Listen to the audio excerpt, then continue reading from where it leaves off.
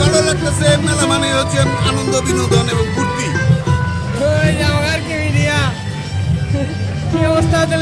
ভালো ভালো গরম, মেলা গরম গরম, পানি খাওয়া যায়, পানি খাওয়াই নাই।